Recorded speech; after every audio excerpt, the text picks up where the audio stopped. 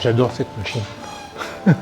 Ça me mêle beaucoup. Quand vous les voyez dans l'exosquelette et que vous donnez la photo à leur entourage, ils sont quand même très impressionnés. Avec les cannes, je peux marcher, on va dire, 5 bonnes minutes. Avec l'exosquelette, je pourrais marcher, je vais dire, un temps indéterminé. Là, on est avec l'exosquelette. C'est une machine qui va servir pour aider le patient à vraiment se mettre debout, marcher, faire des demi-tours. Ça peut être des patients qui vont avoir beaucoup de maladies neurologiques. On peut également l'utiliser avec des patients qui ont des paraplégies ou des tétraplégies. Je me sens bien parce que je suis debout.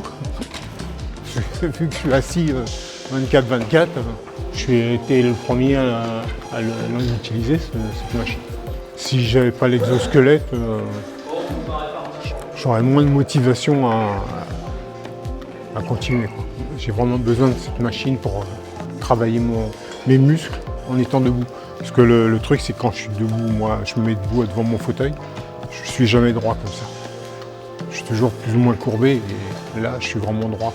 Là, ça se passe comme ça, où en gros, on a tous les paramètres qu'on peut gérer. Il y a aussi l'assistance. Donc on peut mettre 100% d'assistance de chaque côté. On peut aussi mettre dans le négatif, où là, c'est vraiment de la résistance. Et là, le patient, il faut vraiment qu'il donne un réel effort pour pouvoir déplacer les moteurs au niveau de la machine. J'ai fait une myélopathie cervico-arthrosique. J'ai de l'arthrose qui attaquait ma moelle épinière, donc qui m'a fait perdre déjà l'usage de ma jambe gauche avant mon opération. Et suite à l'opération, je me suis retrouvé paraplégique. Ça allège la charge physique.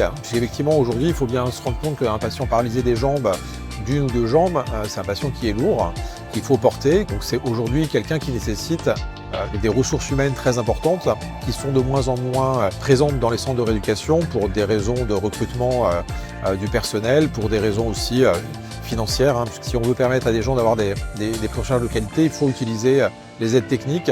Quand vous voulez.